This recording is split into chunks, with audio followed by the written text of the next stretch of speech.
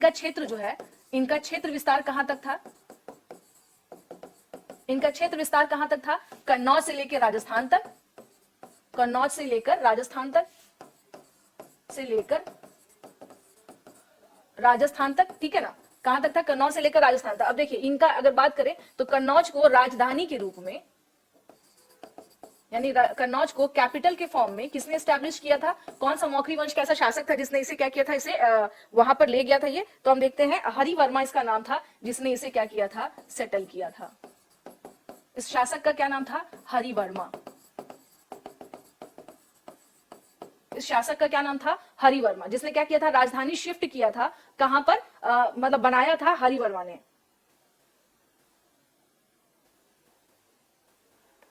उस हिसाब से हम क्या देखते हैं कि ये कन्नौज का पहला शासक था। कन्नौज का पहला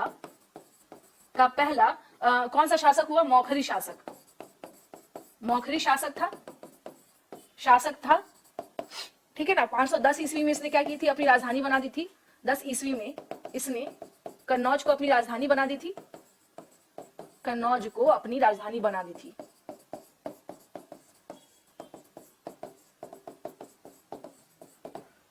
ठीक है, हरिवर्मा के बारे में हम लोग देख रहे हैं।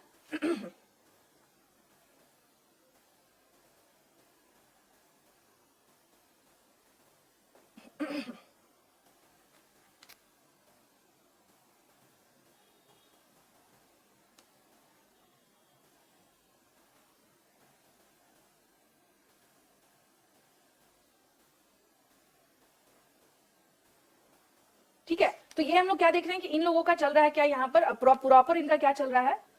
तो हरिवर्मन, यानी इसको कई जगह हरिवर्मन भी बोला जाता है। हरिवर्मन जो फाउंडर की अगर बात करें तो was founder of Maukhari dynasty, that was Harivarman. ये हरिवर्मन क्या था, इसका फाउंडर था। और उसके बाद हम क्या देखते हैं कि कुछ अलग अलग जगहों पे क्या हुआ है, इनके जो वैवाहिक संबंध, इतना ज्यादा जाना नहीं है हम लोगों को, इतना डेप्थ में जाने की जरूरत नहीं है, ठीक है ना। इतने डेप्थ में जाने की हम लोगों को जरूरत नहीं है।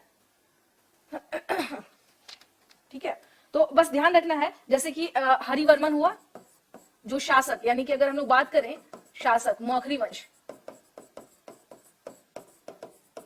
वंश का, तो हरिवर्मन हो गया, ठीक है ना।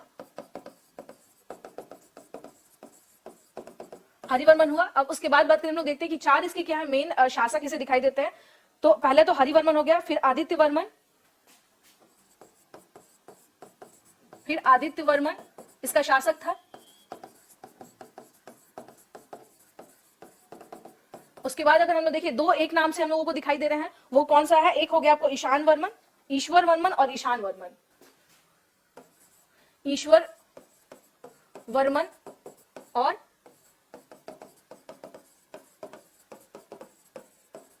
और ईशान वर्मन। उसके बाद का जो शासक है वो कौन है? ईशान वर्मन।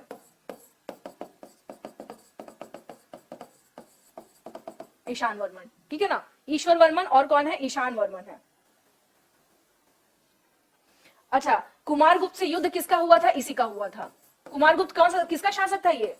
हाँ जी, कुमारगुप्त के साथ युद्ध किसका हुआ था? वॉर। ये कौन सा शासक था? ये कौन सी डायनेस्टी का शासक था? ये युद्ध हुआ था उत्तर गुप्त का, ठीक है ना। और इसी के बाद मगध का जो क्षेत्र है वो किसके पास चला गया था? वो चला गया था आपको उत्तर गुप्त शासकों के पास, उत्तर गुप्त शासकों के पास, ठीक है ना। ये देख लीजिए, तो हम लोग क्या देखते हैं कि ये सीक्वेंस है, ये क्या है? मौखरी वंश के शासक हैं basically, this were the rulers. ये क्या है? Rulers of Maukhari dynasty, Maukhari dynasty. अब देखिए, इसी से आपको क्या करना है, अंदाजा लगा लेना है। जैसे इसने हरिवर्मन ने क्या किया है, 510 में तो स्टैब्लिश किया है अपनी जो पूरी की पूरी सत्ता। और यहाँ पर ईशान वर्मन के साथ जो युद्ध हो रहा है, जो मैंने अभी बताया था आपको, 556 से 58 के बीच में, यानी यहां तक हम क्या देखते हैं कि इनका टाइम पीरियड क्या हो जाता है, जाकर के लास्ट लाइन क्या लिखे हैं, देखिए मौखरी शासक है, रूलर्स हैं, एक हरिवर्मन है, फिर आदित्य वर्मन है, फिर Ishwar Varman and after that Ishan Varman. ये सीक्वेंस है, ये राजाओं का सीक्वेंस है, क्रम है, स्पेशली मौखरी वंश के शासकों का, ठीक है। इसमें हम क्या देखते हैं, कुमारगुप्त के साथ युद्ध किसके साथ हो रहा है? ईशान वर्मन के साथ। कब हुआ था? अभी मैंने बताया 556 से लेकर 58 तक। ये कौन सा शासक था? उत्तर गुप्त शासक था। नेक्स्ट बात करें हम लोग यहाँ पर कि ईशान वर्मन के युद्ध के साथ ही क्या होता है, मगध का जो क्षेत्र था वो उत्तर गुप्त के शासकों के पास आ जाता है। इसके बाद के शासक सुन लीजिएगा सूर्यवर्मन और सर्ववर्मन, ठीक है ना, सर्ववर्मन और सूर्यवर्मन। सर्ववर्मन इसके बाद का जो नेक्स्ट शासक है, और उसके बाद आता है सूर्यवर्मन। सूर्यवर्मन, ठीक है, ये दो रूलर आपको बता दूं, सर्ववर्मन और कौन आता है उसके बाद, सर्ववर्मन और सूर्यवर्मन।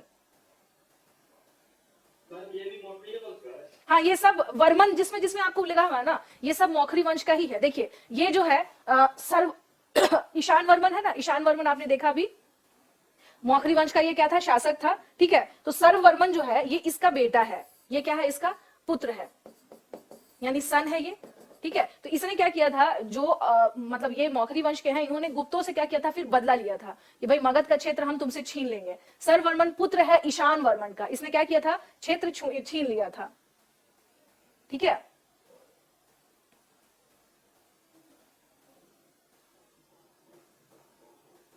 ठीक है, और देख लीजिए ये जो लास्ट आता है, यानी कि बात करते हैं हम लोग जब सर्ववर्मन और सूर्यवर्मन के बारे में, ठीक है।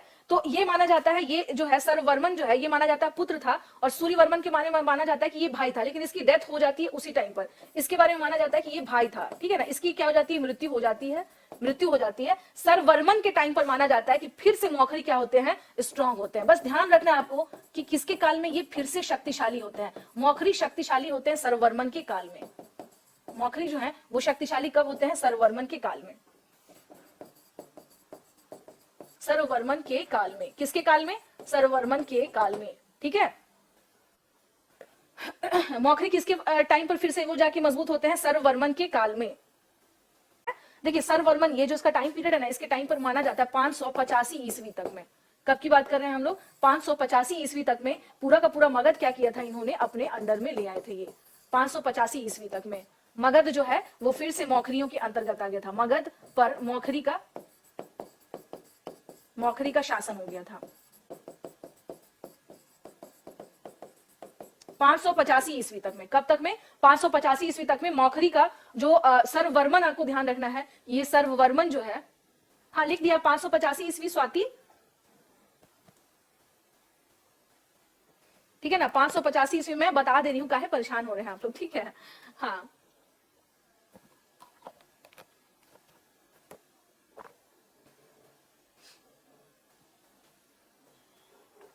चलिए, अभी चूंकि मौखरी चल रहा है, अब यहां से आगे बढ़ते हैं। तो देखिए सर्ववर्मन, अब यहां पर थोड़ा सा क्या है, सर्ववर्मन, सर्ववर्मन का बात करें पुत्र, ठीक है ना, इसका जो सन है वो कौन था, अवंती वर्मन। ज्यादा नहीं मैं बताऊंगी इसमें, बस कुछ कुछ चीजें क्या करनी है, ध्यान रखनी है। अवंती वर्मन इसके पुत्र का क्या नाम था, अवंती वर्मन। अब इसका टाइम पीरियड देख लीजिए, 585 से लेकर के 600 ईस्वी तक में इसी का टाइम पीरियड माना जाता है। इसका टाइम पीरियड कब से कब तक है, 585 ईस्वी से लेकर के 600 ईस्वी तक का जो टाइम पीरियड है वो इसी का है, अवंती वर्मन, ठीक है। और इसके बारे में अगर हम लोग बात करें कि हम लोगों को इसके बारे में कहां से पता चलता है, यानी एविडेंस क्या है अवंती वर्मन के बारे में, कहां से हमें जो है एविडेंसेस मिलते हैं, ठीक है। तो इसका जो क्षेत्र माना जाता है कि एक बिहार के एक बड़े भूभाग पर क्या था, इसका शासन था, बिहार के बड़े भूभाग पर इसका शासन था। इसका शासन था, किसके बारे में बात कर रहे हैं हम लोग, अवंती वर्मन। इसके बारे में पता कहां से पता चलता है, यानी जानकारी कहां से होती है हम लोगों को, जानकारी इन द सेंस स्रोत क्या है, व्हाट काइंड ऑफ एविडेंस है, सोर्स क्या है, ठीक है। तो हम लोग को नालंदा से प्राप्त मुद्रा लेख में इसे महाराजा धीराज कहा गया है, महाराजा धीराज कहा गया है। क्या कहा गया है इसे, महाराजा धीराज कहा गया। तो इससे पता चलता है, यानी कि जो सोर्सेज हैं, according to the sources which we found from Nalanda, he denotes as महाराजा धीराज। It means Avanti Varman was denotes as महाराजा धीराज। इसे महाराजा धीराज बोला गया है, महाराजा धीराज बोला गया है किसे, अवंती वर्मन को। इट मीन्स कि ये बड़ा शासक था मौखरी डायनेस्टी का। इट मीन्स कि he was a big ruler of, लिख दिया था सर्ववर्मन का, तो मैंने बता ही दिया था आप लोगों को।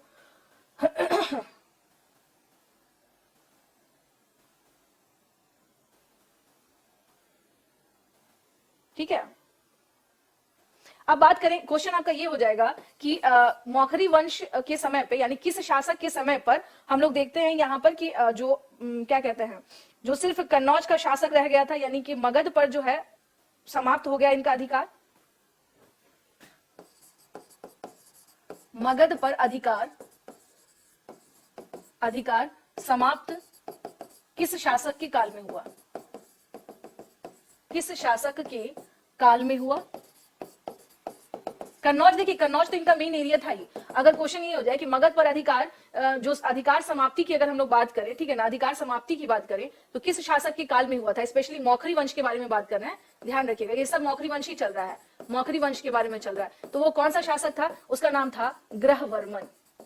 ग्रहवर्मन के समय पर ये सिर्फ कहां तक सीमित रह गए थे? कन्नौज तक सीमित रह गए थे। कहां तक सीमित रह गए थे ये? और इसका जो शासन पीरियड था, यानी कि इसका जो शासन काल था 600 से 605 ईस्वी, और ये सिर्फ कन्नौज तक सीमित थे। कहां तक? यह कन्नौज तक सीमित रह गया, यह कन्नौज तक सीमित रह गया। इसका मतलब है कि इसका एरिया जो था ग्रहवर्मन, इसका नाम क्या था? Grahavarman. His name was Grahavarman, and in his time period जो इनका एरिया था, देयर जो एरिया एक्सपेंशन जो क्या हो चुका था, काफी कम हो चुका था। मगध तक, वहां तक इनकी जो क्षेत्राधिकार था उसकी समाप्ति हो चुकी थी, यानी ग्रहवर्मन के समय पे हम लोग ये देख रहे हैं। यहाँ पर फिर से सुन लीजिएगा, अवंती वर्मन के बारे में मैंने बताया, जो सरवर्मन का क्या था, पुत्र था। ये भी माना जाता है कि एक बड़ा रूलर था। इसका टाइम पीरियड देख लीजिए 585 से 600 ईस्वी तक है। इसके बारे में जानकारी कहाँ से मिलती है? तो जानकारी का जो सोर्स है वो नालंदा से जो एविडेंसेस पाए गए हैं वहां पर इसका नाम आता है Avanti Varman, and he was denoted as Maharaja Dhiraj. इसे महाराजा धीराज के नाम से क्या किया गया है? डिनोट किया गया है। ग्रहवर्मन के टाइम पर अगर हम लोग बात करें कि अगर क्वेश्चन ये रहा कि मौखरी वंश का ऐसा कौन सा शासक था जिसके समय पे मगध क्षेत्र जो है वहां से इनका अधिकार छिन गया था, तो हम लोग क्या देखते हैं, वो कौन सा शासक था? That was Grahavarman. अब नेक्स्ट इसमें आते हैं कि who was the last ruler of Maukhari dynasty, यानी मौखरी वंश का अंतिम शासक कौन था?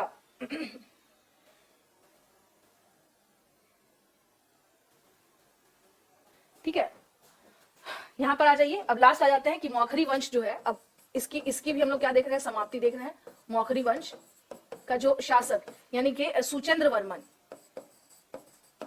सुचंद्र वर्मन, इसने क्या किया था? अपना स्वतंत्र राज्य स्थापित किया था। कहां पर हम लोग देख रहे हैं? सुचंद्र वर्मन के बारे में क्या देख रहे हैं हम लोग? किसने? मगध में सुचंद्र वर्मन, इसने मगध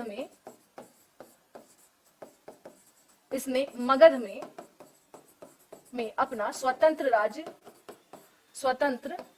राज्य स्थापित किया था। ठीक है, स्थापित किया था, यानी इसने अपना इंडिपेंडेंटली इसने क्या किया था? जो अपना रूल स्टार्टेड किया था। His name was Suchandra Varman. इसका नाम क्या है? सुचंद्र वर्मन। ठीक है ना, सुचंद्र वर्मन ने क्या किया था? इसने अपना एक छोटा सा यानी अपना स्वतंत्र राज्य इसने क्या किया था? कायम किया था। और माना जाता है कि ये था कौन? ये ग्रहवर्मन का छोटा भाई था, यानी छोटा भाई था ये